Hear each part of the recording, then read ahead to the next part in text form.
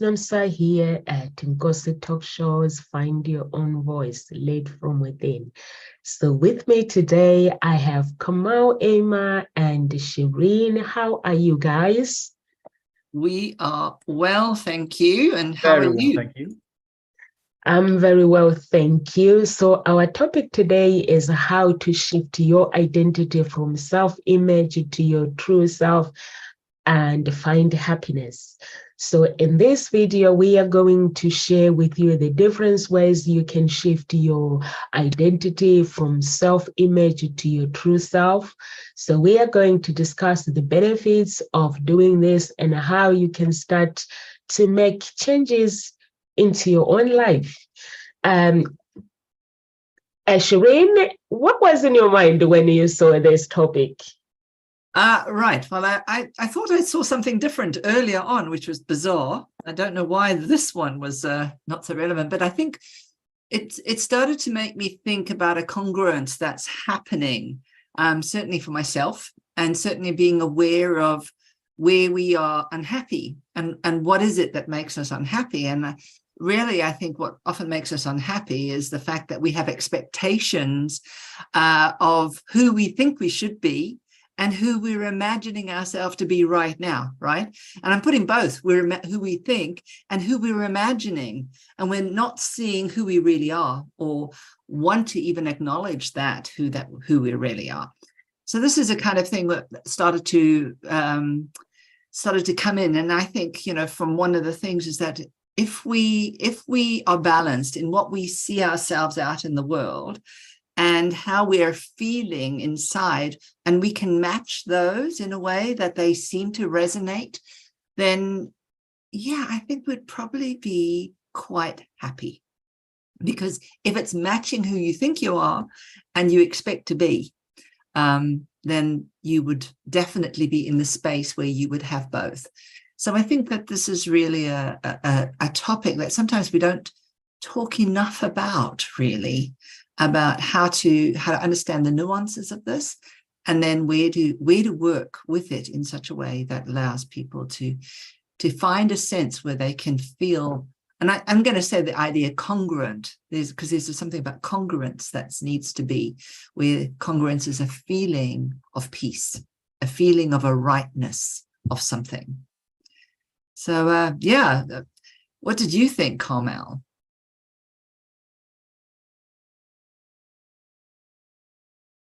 I know my buttons disappeared for some reason. I'm not used to using it here. I'm used to using that mic there to mute. No, I really like what you're saying, and it falls in line, or aligns exactly with my thoughts. And just to build on to what you were saying, I think the journey of happiness starts more or less with accepting oneself, as you were saying. And not really how society defines you, as I constantly say and repeat myself, right? A lot of people consider happiness to be as odd as a fleeting British summer, I believe, if I can put in a metaphor to it. The fact is, it's really not. One can, and I'm not going to say fine, but one can be happy at any point of their life. It relies a lot on the strengths that we have, on embracing the flaws that we have. I think prioritizing mental well-being as well, and self-love, and of course, last but not least, a little bit of authenticity of who you. The difference between who you find yourself to want to be, like you were saying, and who your parents or society wants you to be. And it's something that hits close to home, because I know these expectations, and I've had these expectations on myself as well.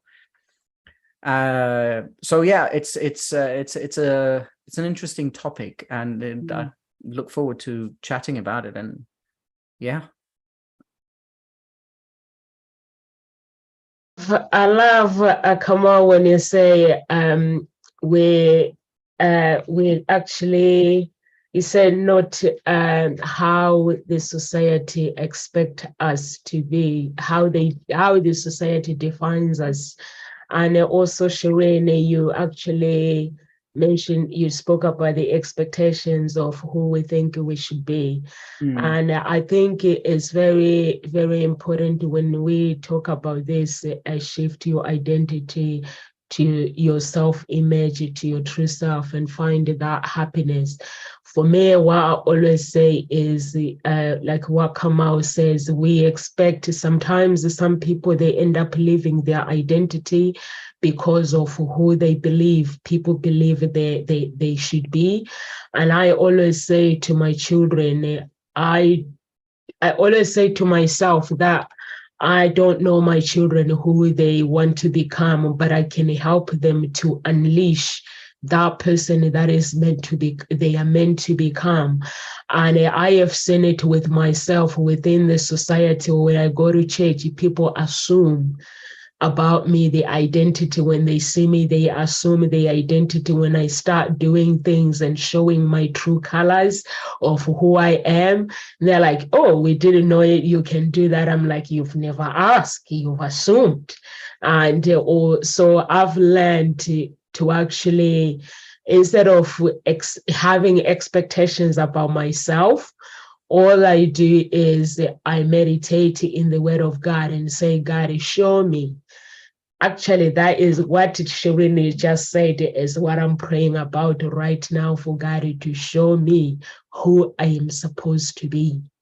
Because we can easily live in a life where we are not meant to live that life, or our character can be actually created from social media, or it can be created by just hanging out with the friends that we hang out. We end up thinking that that's who we are because we are copying what our friends are doing.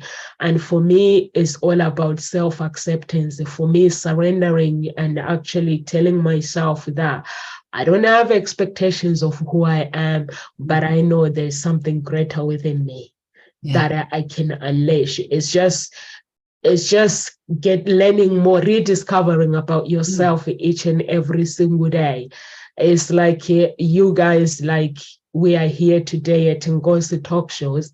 I cannot turn around and say, I know Kamau. I don't. That's why whenever there's something that I'm doing, I always ask, can you help with this? Can you do this? And then you will find that Kamau is like, oh no, I can't do this, but I know somebody who can. Or Shireen will be like, oh no, I can't do this, but I never ever say, I know this person, because I know I don't. I've learned that with myself, with creating my identity, that, when happiness is found within, you won't be disappointed. You'll never be disappointed in life. And also the things that block us not finding that happiness is by letting people affirm who we are, letting the society affirm who we are. We go to church, we start behaving like Jesus. But Jesus was a unique man. He was individual. He says in the Bible, he says, come as you are with your burden. So why would I want to become like somebody else? So I think it's very, very important for us to dig deep. Over to you, Shireen. Yeah, there's so many things that are going on in my head right now with what you're talking about there. And I love it. I love it, love it, love it. Because anything that comes into work that's going to involve soul, I'm in. And really, I think this is, I do think when we have that sense, we're looking outside and we're looking back, it's the bit that's there that's making us feel uncomfortable is our soul. Our soul is saying, stop what you're doing, come back to you so that you can find out who you are, right? Because what you said there, Jesus said, come as you are, not with all your surroundings, not with everything else, who you are intrinsically. That is you, right? And what you bring into that, or what you do when it feels good, when it feels right, when you know that it's building wonderful things, that's when your soul is expanding. Your soul does not expand when you start comparing yourself to someone else or comparing yourself from the past to now, right? Because that just makes your soul contract because you're in pain now. And really our job is to align ourself. It's to make our mind peaceful so that our heart is actually connected, so we can really get all that's really part of heaven, really. And I really think that heaven is the state of glory where you live and breathe each day with just this energy flowing through you, working in the maximum way that it possibly could. So I think as human beings, we've forgotten that we are energetic beings. And we've forgotten that, in actual fact, if you took away our essence, you would see that we are just pure energy. And in fact, every cell has to exist with energy. So we are just energy. And so really, it's about checking that level of energy with whatever we do. So yeah, I think the self-image is really something we might need to focus on, in the sense of when we learn to make judgments or look outside ourselves. This is kind of mental thinking, right? This is mental thinking. This is not heart listening. And what happens is when that mental thinking is doing what it's doing, it's causing our heart to panic. And then when our heart panics, it starts to create lots of scenarios about what is or should, or who and what we are, or who and what everybody else is, or who or what we're capable of doing. So so it's really important that when that happens, is to really focus, is this who I am right now? If something seems stuck, just keep going with that. What is my soul asking me to do right now? Right? Or what is the spirit? And Namsa, you said, ask God, because God is inside you. You are part of God. So I can ask God, what does God want me to do? How can you help me? Show me the way. But you're actually speaking to the whole of everything. It's not just you alone. And I think when you do that, you give a real, you really are saying to God, I surrender. I surrender. I let you guide me. You be the flow that flows through me. The flow that flows through me. I like that. And it's you're absolutely correct. I think the expectation part plays a major role in people's happiness and in their well-being and in who they believe themselves to be. And it's part of acknowledging the strengths that you have as a person as well, right? Knowing that this is what I can. Namsa was talking about it, right? And she comes to me and she asks me questions or something. I say, yeah, I can do that. I know how to do it, or I know tiny bit, or this, I got no clue. But it's that acceptance, and it doesn't. It's not a flaw anymore that I don't know how to do that. It's just something I didn't learn, something that I wasn't interested in, something that I can't do because I didn't learn it. So, but I also believe that in that acceptance, in that acknowledgement, comes that peace of mind that you were talking about, that come as you are bit. And the come as you are bit is acknowledging your strengths and embracing the flaws that you believe have, right?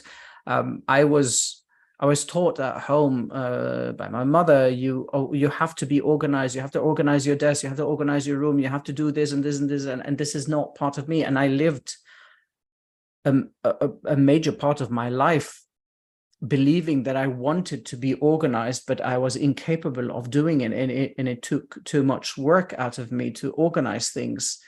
And so the moment I realized that I function better with a little bit of mess, with a little bit of disorganization in certain areas. I still remember I had a big old desk from my grandfather's in my bedroom. And when I was at school, and a teenager, right? So I'm messy by nature and rebellious by nature. And on top of that, adding to me my ADHD, I had chunks of papers and books and notepads and stuff like that. But I knew where everything was. If somebody were to ask me, where is the history paper? I would say, count 2 books down and 5 papers. That's the history paper. I'd tell you where it was. I knew exactly where every single thing on my desk was. And so it was in Egypt, so it's easy to afford help over there. So when the help would come home and she would clean my room and organize my desk, I would be lost. I'd be like throwing things around because I can't find anything. And this organizational mentality stayed with me up until maybe 5 years ago or something like that, that I'm terrible at organizing. Then I realized, no, what do I want to organize really? And then so I want to organize my books. I want to organize my Lego, and I want to organize my clothes in my cupboard. Do I feel the need to, or electronics as well? Do I feel the need or the want to organize anything else? No. Does it matter to me? No. And so that is who I am. I'm accepting myself as I'm going to say disorganized person in certain areas of my life, but it functions for me. It helps me live my life in a sane and peaceful way without tormenting my soul by, oh, you're not organized enough, you're not doing this enough. And by whose measures, by whose terms? Definitely not mine. And yes, there are old sayings like a messy room is a messy mind, and all of these old proverbs and sayings. It's not always the case.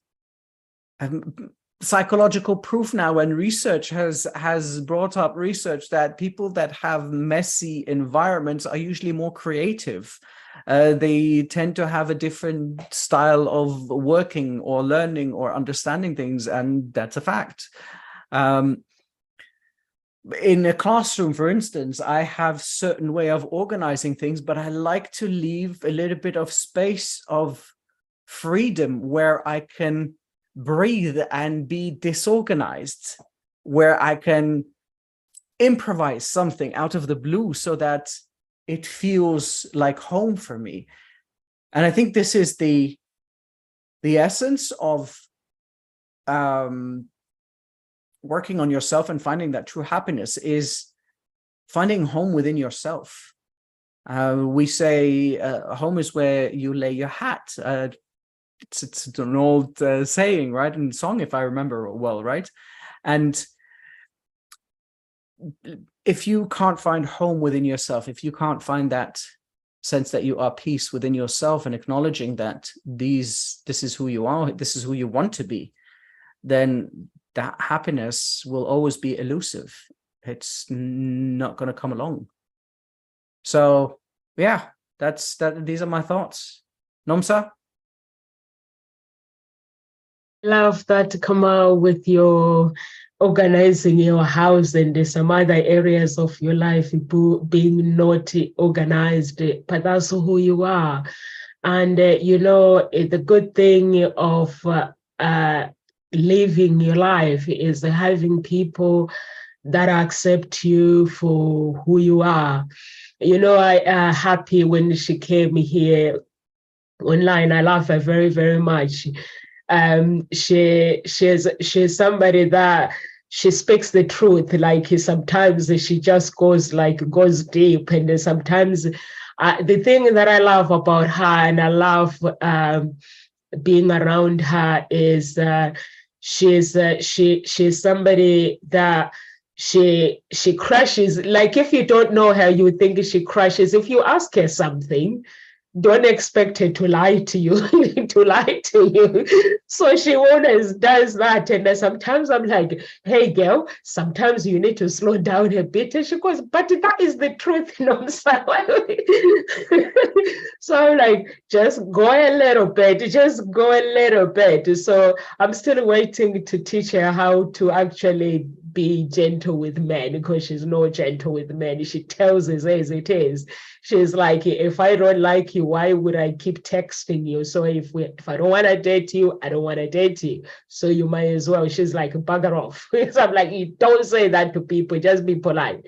So but I hang out with her because I love her character and I accept her for who she is as well. And there are some people that I hang out with that I love them. But there are some people, what I've noticed, that they will try to change you. They try to change you. Like this is how is expected, the behavior, you have to behave like this. Me, I don't like fake. I cannot live like what Kamal was saying. If Kamal is messy, or he loves a little bit of his messy, if I hang out with him, that's his life. I've got to accept him for who he is. And Shireen as well, you mentioned that your soul does not expand when you when you start comparing yourself with the other people. I always say comparison is a thief of joy. When we compare our life with somebody else, it's a thief of joy. I always say to my clients when they come to me, they're like, I just feel that the world is against me. I'm like, where do you get that from? They're like, but my friends, I'm like, they're married, I'm not. So I'm like, if you want me to help you, you're gonna have to surrender completely, accept yourself and see your world. Don't compare your world with somebody else. Because when you compare, the minute you compare your life with somebody, the minute you steal your blessings. Some of your blessings is a rejection of your life, what your life could be. Because people might be married, but we don't know if they are happy. So maybe you that is not married, you have the courage to say, I'm not going to stay in an unhappy marriage, so I'm going to get out of it. So some people are single as an individual for reasons.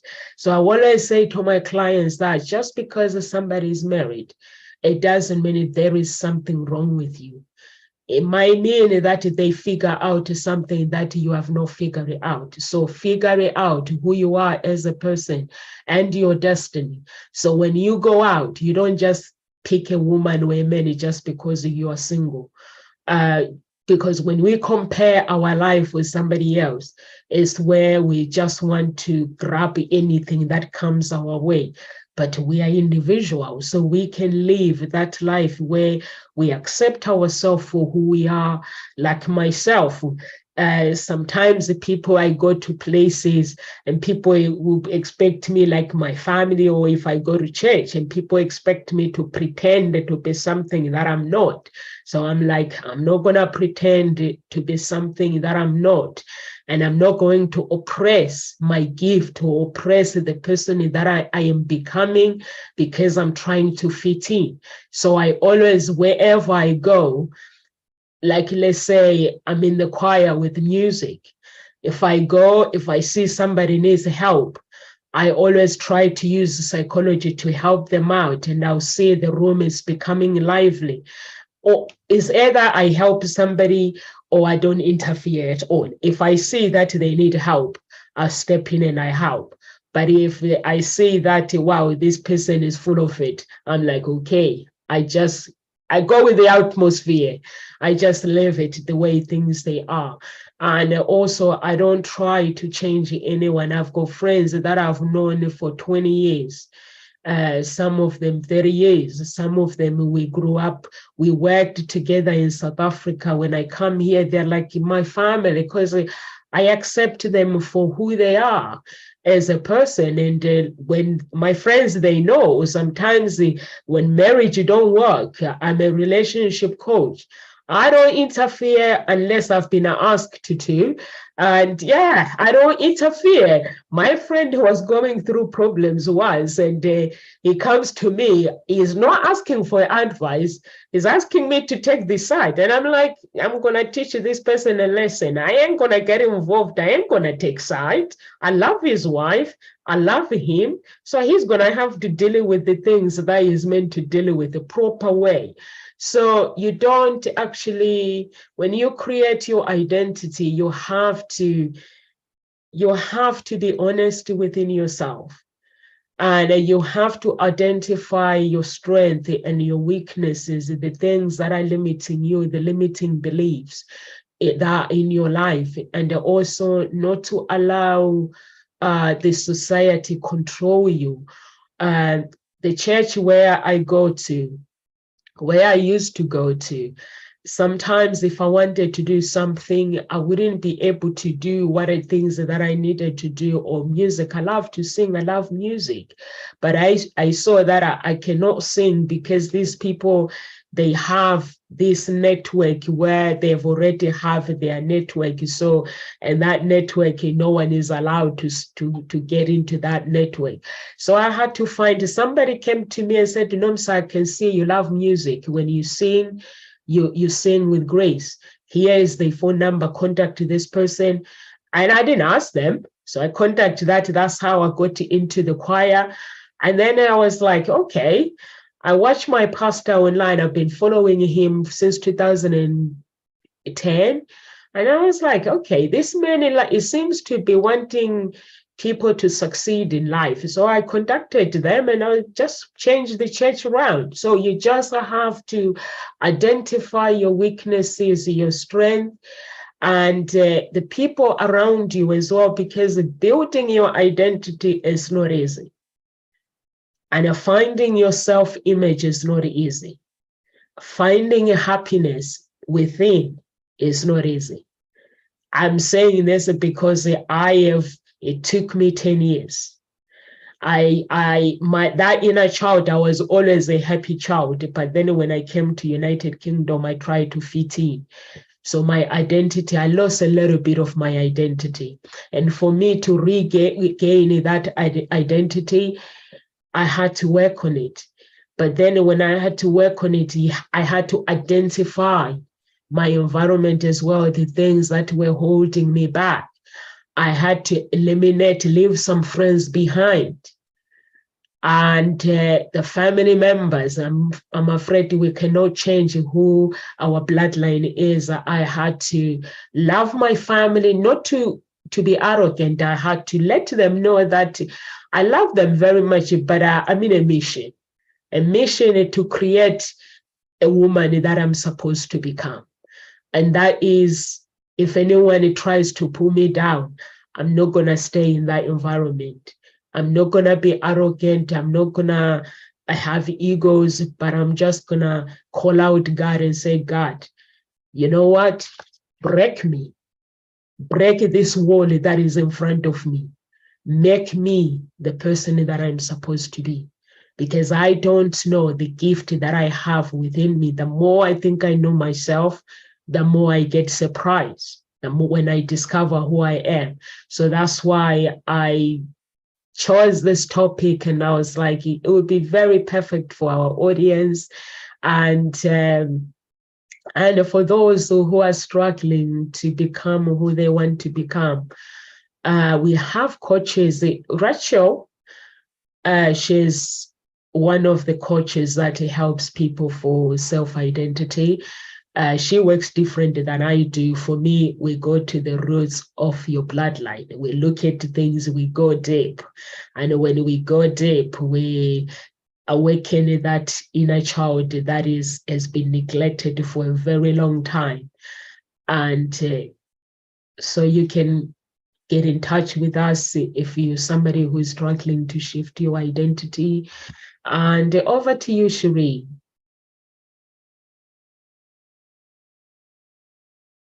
Yeah, it's so interesting. And I think what's really resonating for me is what you said right at the very beginning, which is when you look at yourself and you see yourself as lacking, the words that you used was rejection of you. And this is really interesting. So it just is kind of a nice way to think about it, in the sense of the moment we criticize ourselves, we're telling ourselves we're not good, right? We're telling ourselves, I reject you. And if you are a child of God, you're saying, I'm rejecting God, right? I'm rejecting my soul. I'm rejecting everything that is me.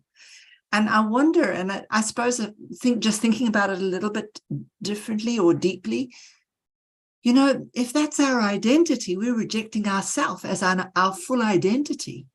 And that's pretty scary. And I think that one of the things might be a very useful thing is to keep track of where we criticize ourselves or we give ourselves some self-judgment, and really pay attention to those moments when we reject ourselves, and really do what you've mentioned there, which is really pay attention and ask to break this wall, or ask to dissolve the wall, whatever works for you. And I think it's so super important that we hear that so deeply. We are rejecting our very essence the moment we criticize ourselves. If we're looking at ourselves from the point of helping our soul expand, or helping our identity become more of who we want to be seeing, then we really need to use that, the kinds of language or the kinds of wording that will help and facilitate that. And that's where you definitely would need a coach, and definitely need someone that's outside you, because while you're looking at you, you're still carrying the you that's hurt, or the you that's wounded. So you're looking through the filter of that. So it's very hard to get an alternative view. And really, that's what a coach does. A coach helps you to see other views that you won't have been able or can't see right now, that's limiting you or getting in the way. So I think it's really important to pay attention to that, to those words. We're persecuting ourselves. We're persecuting ourselves. We are rejecting. We're rejecting, and if we are a child of God, we are rejecting God. We're rejecting the spirit or the source of all life. And our body hears that. And that's a problem, because our body goes into such distress when we do that to ourselves, right? That's where the stress is. It goes into ourselves and it causes damage. You may not see the damage right now, but every time you do it, every time you say horrible things to yourself, you keep causing more and more damage in your body. And what happens is you don't let up enough so that the healing can happen. So you don't give yourself opportunity to heal. So this is the reason that it's really important to go back through your bloodlines, through the lineage, go and find the essence of you, which is, I'd call an emotional child rather than inner child. It's the child of you that's still the person of you that is still very emotionally dysregulated. And we want to get you back into regulation, get you back into sync, back into coherence, beating coherently as a bright star in the sky. So yeah, I think from the idea of self-image, really just pay attention to those words of how you describe yourself, right? And see if you can swap them a little bit and see, well, how can I swap this word that I might be thinking, oh, I'm not this, but what could I be if I were to kind of move it along the line? What could I be instead? So it could be more useful just playing around with words. Come on, how's that? Yeah, you see, that's the first thing that comes to mind is that first person view that we have, and that attachment that we have to our emotions, our feelings, our senses. And there are plenty of exercises that one can partake in to and of course, I hope that word, it's an invention, but to detach from one's emotions. And it's not an easy exercise, however, it's possible. And to look at yourself, not even from a second person's perspective, but from a third person perspective. And if you can go further to a fourth person's perspective. And these are exercises that most of the coaches are practiced with and know how to deal with that. And that helps a little bit, because then you become as far away as possible from that emotional attachment, and you can really have that objective perception of the self. And while we criticize ourselves, while we are tyrants with ourselves, while we condescend on ourselves, that doesn't help grow, because you're only looking at the faults that you have, and you are like you're whipping yourself, right? Saying that you'll never be good enough, you don't know what you're doing, you're all of those things. It's what we forget to do as humans along that process, and along the process of the universe loving us and God loving us and whatever it is that you may believe in, is self-love. That acceptance comes from self-love. It comes from kindness. It comes from patience. It comes from your respect for yourself. And if you swear at yourself, you don't really respect yourself, right? I don't know, grew up, don't use swear words, don't insult. It's rude, it's impolite, it's disrespectful. And so imagine when you're saying that, you say, oh, I'm such a dummy. Why are you disrespecting yourself? I mean, sometimes we joke about it. However, when you look at what you do in life and you start criticizing and being condescending on yourself, then you're not being kind at all. And that's a very important factor. A lot of people forget to be kind to themselves. A lot of people don't appreciate these small moments where, you know what, you've done a good job so far. I mean, you've done your best so far. You didn't know any better back then. So why would you be condescending on that person? It is the same you.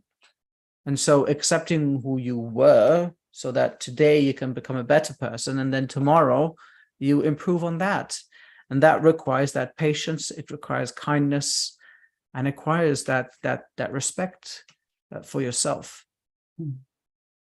And I think of them as cornerstones to the soul. It's part of growing inwards towards your purposeful self. There's inner child, there's inner core, there is inner emotions, and going back to the bloodline, and all of that is part of your existence itself. And so as part of your existence plays a role on this planet, which is your purpose.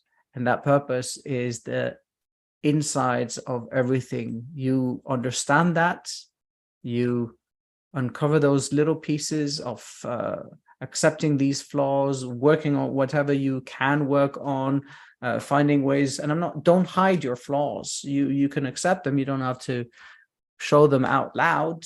But it's okay to accept them and embrace them, right?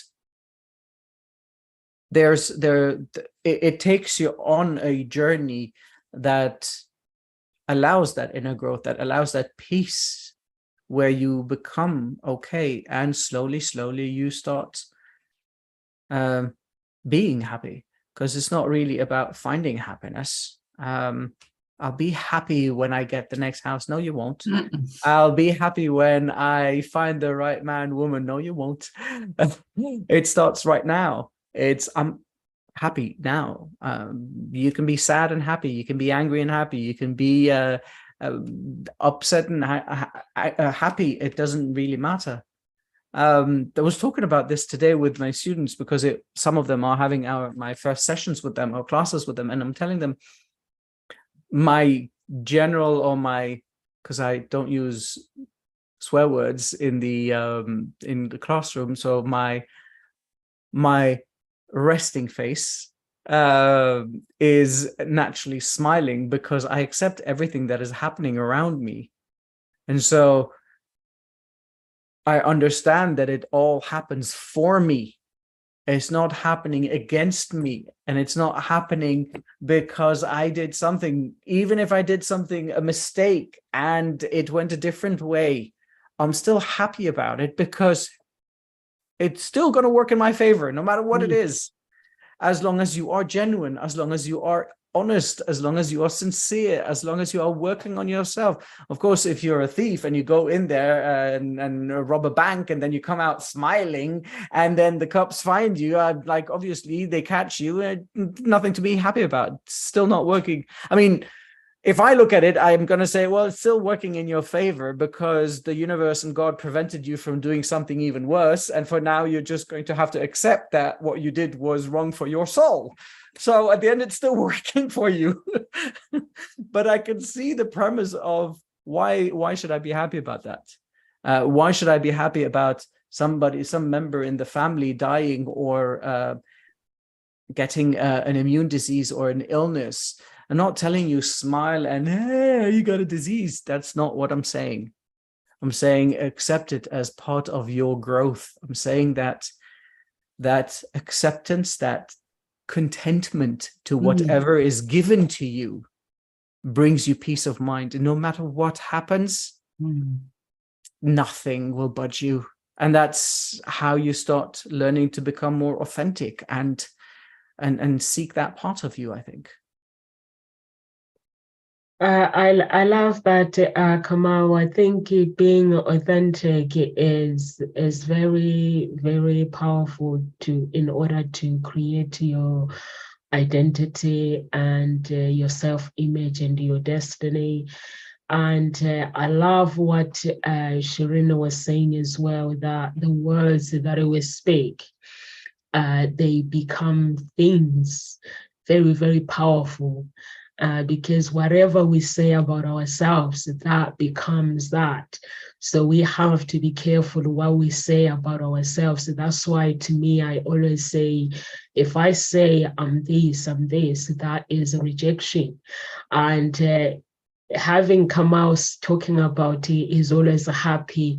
You know, my character destroyed my marriage because my ex, at the time, he couldn't understand. He said, Nomsa, you don't take life very serious. And I said, what do you want me to do? You want me, when we have problems, you want me to go under the pillow and start feeling sorry for myself? And I said, that's not how I was raised. I was raised not to fake it. I was raised to actually, when the problems appear in my life, things that I don't have control over, I have to smile, hand them over to God. He will deal with it. It's not my place to get depressed, to get stressed. My job is to say, God, I cannot handle this, but it's anything that I can handle. I just have to get on with it without feeling sorry for myself. I have to keep smiling. At the time, he couldn't understand it. After, when we split up, he was like, now I get it. And I was like, what are you getting? And he goes, I am just going to take this attitude of yours and I'm going to implement it in my attitude. And I was like, oh, it took you so long to realize what life is about. And I was like, life is too short. For me, if I do something, if things don't work out, or if I get disappointed, all I do is I know that I have to acknowledge that step that I took. And then if it's something that I cannot handle, I hand it over to God. But if you don't know me, you would think I don't take life very serious. It's like with the pandemic, when everyone else was getting stressed, I was sitting in their house, looking at my children, and I was being grateful to God that, you know what, I have a life. My children, I get to look at them. I get to look at my family every single day. I get to speak to my mom. Somebody else is losing their children. But what I realized at that moment, that people were fighting, marriages were breaking up, because the people didn't understand that it's not about, when you go through challenges in life, you have to look at your identity and find something that gives you joy. And for me, it's like my website has not worked for 8 weeks now. I've lost some customers because mainly customers, my clients, is word of mouth. And some people, sometimes they go on the website and the website is not there. They go to other people and then they let you know later. They're like, oh, I thought you and your website, you're not working anymore. I'm like, yeah, I'm working. And like, okay, it's good to know. But I'm not actually feeling sorry for myself. I'm using this opportunity to rediscover who I am as a person and what I actually need to be in order for me to develop my business more. I've used that opportunity. So it's very, very important what Kamal is saying, that the attitude is very, very important when you shift your identity and your self-image in order to find happiness. It's very, very, very important to know who you are as a person. Speak life to yourself. That degree, Kamal, you graduated last year. You take the certificate, normally it goes inside the wardrobe, or sometimes it goes into the suitcase. You never see it again as long as you're working. What I do is I always speak life to my passport, because it's my identity. I speak life to my identity. I speak life to my date of birth, because I want to be happy. I don't want to live a miserable life. And then I speak life to everything. I speak life to my children. And sometimes my daughter goes, "Mommy, you are so mean." I'm like, "Why?" She goes, "You manipulate me to do things that I don't like. I end up liking them." I just speak life. You come and tell me that I have a problem, I can't do this. I just speak life to that problem. I'm like, "You can do this, you can do this." But I don't say in a way that you motivate you. I say it in a way that you do the work. Because motivation, like Tony Robbins says, you get motivated and then you don't want to do that thing tomorrow. But if you know that there's a journey that where you need to be, and that thing, where that destination, where it's an unending destination, which is self-discovering who you are as a person. And acceptance, self-acceptance is very, very important for us to accept who we are. And if we have beliefs that are limiting us, our thoughts, we have to, if they are holding us back, and challenge those beliefs. And also practice the self-compassion. If a friend comes and looking for advice, that advice you give it to your friend, give it to yourself. And Kamal, you mentioned to connect with your passion as well is very, very important. And cultivating authentic relationships. Surround yourself with people who accept you for who you are, not people that wants you to change. You can change me. I want people that wants me to change for better, for me to bring the best out of this NOMSA. But if you are somebody who wants to press me down, I'm out. I don't have got no time to actually talking anymore. I used to like talk and I'll be like, I don't understand it, but I realize that, life is too short. And like I said before, that for me, I walk with God, and I walk with my friends that wants to walk with me. I walk with my family members that wants to walk with me. But if I find myself in a place where I'm with people that are judgmental, I'm out. I don't want to be part of that, but not in an arrogant way. I know that God wants me to be the woman that He wants me to be. And even my children, I teach them that. I teach my spouse, sometimes he pretends not to listen, but sometimes when God gets tough, he goes, "I'm going to take your attitude. Your attitude works." I'm like, "You see, my attitude works." So I have this attitude where if I can't control the event, it's not mine to carry. It's not my burden to carry. If I can control something, if I can actually not to control, if I can make things better, I'll go ahead and make it. But my identity is within me, not with somebody else, not with the church. When I go to church, everything that is being said, I go to the Bible and I reference it, and I take whatever I believe is to be true, and I take it, I implement it. And then I have to look at my character. When I look at my character, does my character align with this? if it does not align with this, I have no time to lie to myself. I used to lie to myself before. We all do. But now I have this place where I have to be honest with myself. If I'm doing something, things are not working, I have to be honest. Or I have to have a coach. Like Des has been my coach for a very, very long time. And the good thing I like about him is he's a very, very honest guy. And he's also a guy where whenever you need a help, he's always there. And I see him as a family, and which is even in gossip talk shows, the coaches as well. I know I have my family. I have families everywhere. So whenever there is a problem, I know that I can message somebody and ask for an advice. Kamal is my accountability partner. So when are we starting, Kamal? In 8 days. Yeah. So he's my accountability partner. And the reason I chose him is a very, very honest guy. He gets things done.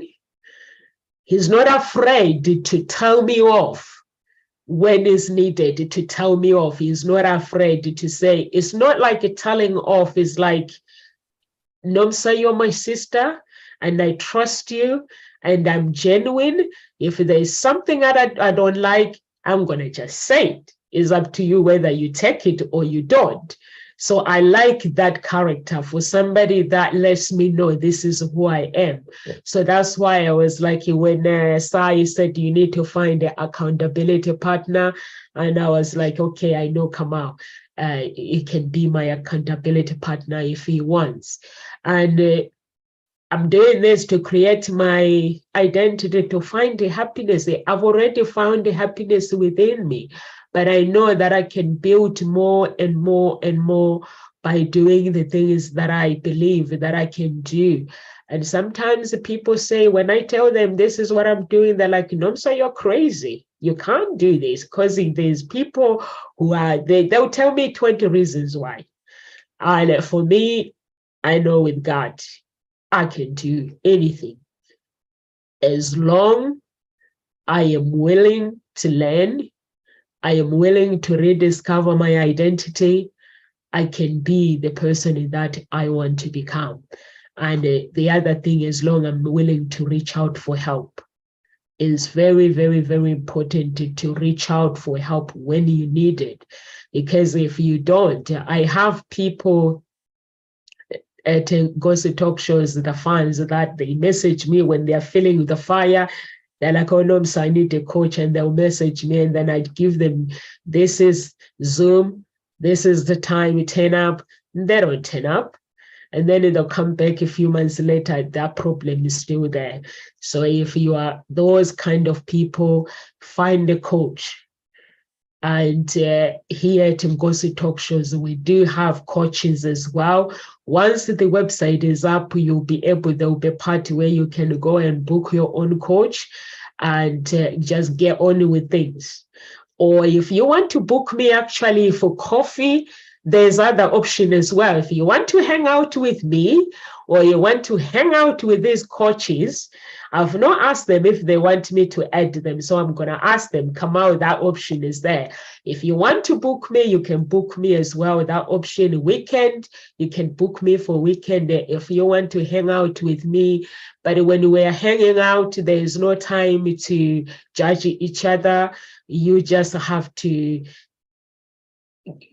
make the most of it. My mindset, just make the most of it. That's the part of it. You become you by whatever you're struggling with.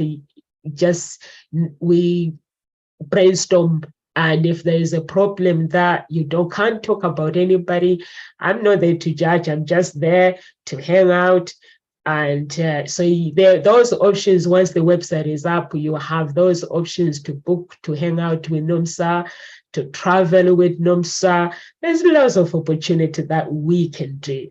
So I did that because that is my character. That's what I love, helping people.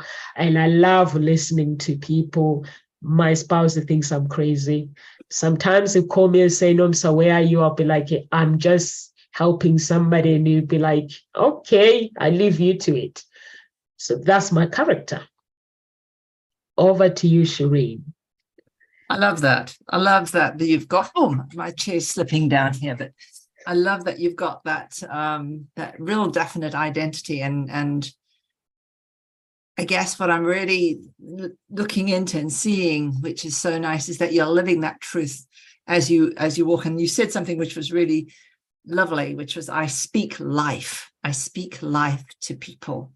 And it was really, it's, you know, life is the words, the spirit that we send. And it's so, you know, it was lovely to hear that aspect of it.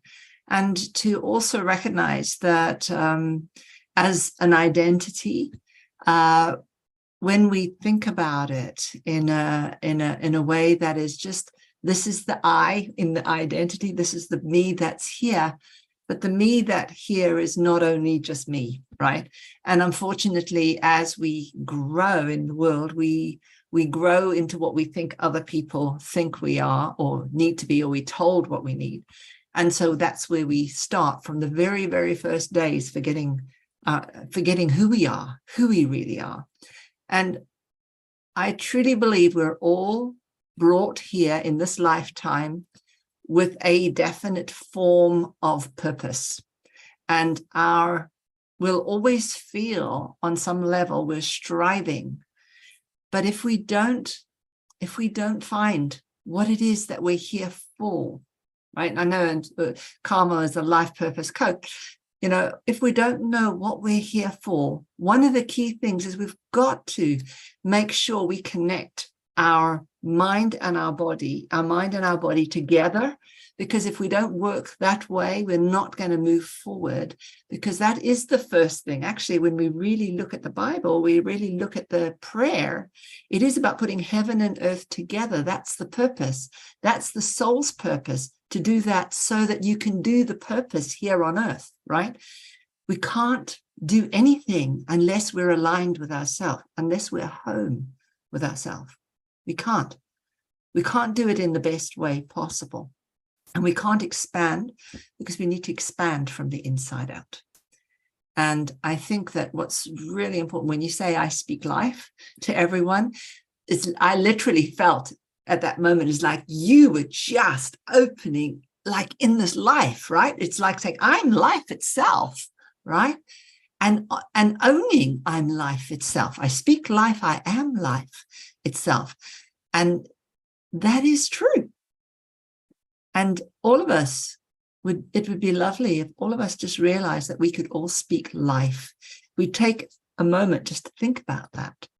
It would be such a powerful backdrop into how we live, and it will move us forward. So life will flow through us and for us, and it will bring all with us at the same time.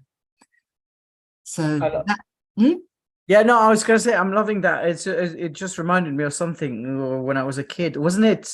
Who was it? Was it Dr. Seuss? Be who you are and say what you feel, because those who mind don't matter and those who matter don't mind. Mm-hmm. Right? Yeah. Yes, the cat in the hat. It's certainly, definitely. It's such a powerful. We look at it from the perspective that is definitely the case. So yeah, so for me, I suppose in the topic here is just the constant reminder of recognizing that we are, you know, to spend a lot of time just really finding out what your identity is, what you believe in, what you don't believe in. You know, we're all nice except when we're not, and to accept that we live in a spectrum, right? And the way we move forward is by letting the spirit flow through us, by letting that flow, the information that comes that aligns with us. That is how we live our life. And that's when things won't go wrong, right? They won't go wrong because we're living the truth. And I love that you said, you know, we must speak what our heart says, because invariably we're in trouble because we don't listen to our heart. Our heart is the vehicle through which our soul speaks. So it was so important to just kind of go, oh, I'm feeling stressed here. What's my heart trying to tell me? What's my soul trying to tell me? And I'm going to do that. I'm going to do that, not do this thing that my head wants to tell me, right? It's that inner feeling, right? It's what feels right, not depending on, or regardless of who will accept it and who won't accept your actions and your feelings and your expressions. And it's I think it's a very simple thread. If people bring together everything that we've spoken about, it's a thread that is continuous. It starts with that acceptance of oneself, and then which becomes complete conviction, right? Once you have that, your self-confidence grow, replacing that self-doubt that you have, and it becomes your focus, right? Your primary focus. Where once you have that primary focus of self-confidence, then how do you feed it? By self-love, right? And then you let go of every condescending, every insult, every negative thought that doesn't serve you, and understanding that you're just imperfectly perfect the way you are, or perfectly imperfect, right? While at the same time accepting your flaws, and which then leads to that liberation of that genuine self. And so it's a path that you go along. It's a journey, but it's all interconnected. And that part of self-acceptance, that part of speaking your heart, not your mind, you gain access to that deeper self, that those profound moments of happiness, and you allow yourself, if you want to, obviously, to experience them every single moment of your life. And I don't know, I think of it this way. I think of it as this is a game, and like you said, the connection of heaven on earth, and you can decide whether you want this plane of existence to be your heaven or your hell. I know I'd rather have it heaven here for me. And so if I can live my heaven here on this earth, why should I not allow myself to live heaven inside of me? Right? And that's how I see things. I see dreams are green. I can't sing, I'm terrible. But that's the whole point, right? It's that sense of joyful existence that is built inside of you. That identity that misidentity that you've had because of conditioning, because of society, because of parents, grandparents, family members, tutors. It sheds its skin, and you understand who you truly are, who you want to become for yourself, for your family members, for the society. And that's how you become you, in a sense. And when you were talking, this is why, like, I think Dr. Seuss, right, The Cat in the Hat, that came to mind, because it's so obvious for a child in that sense, that we as grown-ups, we forgot to take that child mentality with us, forgot to express our inner child, and we kept on packing stuff above us and above us and above us. This is one thing I tell my students, whether it's in karate or in the classroom. I tell them, look here, I'm not Norwegian, so I'm going to express myself. And I want to teach you how to express yourself. I don't want you, I know you're shy. I know you're like a little bit here and there. I really don't care. I speak loud and I speak with my hands. And in this class, at least, express yourself, because this is a safe place, because this is a place where you would learn to get out of that comfort zone that you've lived for so long. And now, not the young ones, but for all the rest of our viewers, you live too long in that confined space, in that comfort zone, that Nothing's new. You already know that. That's not interesting. To me, it's not interesting anymore. To me, it becomes boring. You're a boring person at that stage. Something has to boil. Something has to grow, and it only grows outside of that space. Yeah. So much. Thank you so much, Kamau. My words of encouragement will be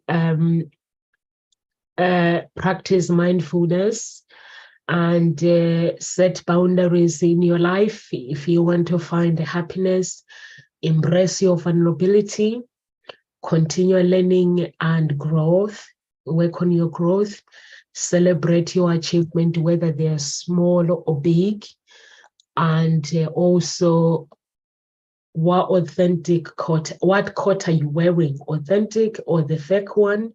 If you are wearing the fake one, replace it with authentic one. Be as authentic as possible, because when you are authentic, you are able to create your identity. We discover who we are within. And also, if you're a Christian, fasting, it helps you to connect with that inner child, Holy Spirit, God. You can fast whatever days you want, 1 day a week, 2 days a week, or 3 days a week, but don't go over the top. If you're on medication, I can speak to your GP. It does help to activate your inner being. I fast. I pray. When I pray, I don't go to God and mumbling my words. I say the words, what I desire in life. What I desire is for me, for him to connect with me. And if I know that if I connect with God, everything will be added to me, and I do the work. I'm not a Christian that waits for miracles. I do the work. So some Christians, they say they pray and then they wait for things for God to do a miracle. God does not work like that. I've learned this the hard way, that when you pray, you got to call Shireen and do the work with Shireen. If you pray, you got to call Kamau, do the work with Kamau. He gives you a miracle. Sometimes he will give you a miracle, and if you don't believe, there's fear within you, that miracle will pass you by, or it will be hanging in the universe. But in order for you to grab it, you got to learn how it works. And even if you are not a Christian and you know that man is out there, call him out. St. Omsa says, I can call you out and I can speak for healing and ask for healing. I can ask for financial breakthrough. I can ask for a mindset of cultivating and starting my business. I can ask for anything that can move me forward with my life, or I can ask you to have a mindset so I can get promotion. Just tell him that. He'll come through. God bless everyone. Over to you, Shireen and Kamau. And if you guys want to connect our audience, please don't watch Nkosi Talk Shows every day. Connect with Nkosi Talk Shows team. Find your own voice. For me and these guys, Kamau and Shireen and the other ones that are not here today, our job is to help you guys find your own voice. Lead from within. Over to you, Shireen. Thank you. And it's been a wonderful conversation. And I think, I suppose my leaving or parting gift is really a little bit like the authentic self. I think what we don't realize is when we're talking from our authentic self, we resonate very differently. The moment we start talking our truth, who we are, when we talk life, right? Because we're talking truth, what happens is our whole body resonates differently, and it affects the whole of our mind, our body, our soul. And I think what's really important is that it does that for others too. So we are trained to listen for people that are not authentic. We're trained. So why not just be authentic? Because they will hear that. They will hear the quality of your voice. And that quality will soothe them, make them more willing and wanting to be around you. So I think that, and more likely to actually kind of want to do more for the others too. So it has this knock-on effect. So I think just really pay attention. I loved your coat. What's my coat? Is my coat an authentic coat or not? Well, put it on and say, today, all day, I'm going to walk in my authenticity. I'm going to tell people what I really think, right? And I mean, when you do that, be aware that you've got to also not be cruel. You've got to be kind. You have to always be kind, even if you're going to give a message you don't like or they don't want to hear. I think that's got to be your real motto. Authenticity, if you look at a child, they're generally, most of the time, always kind, always helpful, always loving, always wanting to do more. Be authentic, because that is the real truth. We need people in order for us to expand. We need them. We expand by expanding them. Well, where can we find you, Shireen, if any of our viewers? All right. Yeah, I'm on Facebook. I'm on all the social medias. So if you just go Shireen Lovegrove, you'll find me on Linktree, and all my links are over there. Lovely. Thanks a lot, Shireen. And yes, that authenticity from Nomsa, from Shireen, I think that is the true factor. Today, for the audience, I have somebody that I find, or used to be a fascinating person, Erik Erikson. And he said, in the social jungle of human existence, there is no feeling of being alive without a sense of identity. And that identity lives within you. So find that identity, understand it, live authentically, pay attention to yourself, and do the best, and you will be free, you will be alive, and you will feel it. Promise you that. I can't add more to what Nomsa and Shireen have added apart from that. They've filled up the bottle with all the love and all the authenticity that is possible there. For me, I'm obviously a life purpose coach, and there's my website, KamalAmer.com, very simple, and I'm on all the social medias as well. You will find me with a life purpose with Kamal. Everywhere, usually, yeah, it's like that on TikTok, Instagram, Facebook. I have a page there, and yeah, I don't know if and Twitter. Yeah, Twitter is complicated, so I had to reduce it, but it's very similar. Anyway, that's it from my side. Thank you so much, everyone, and live with grace, and God bless.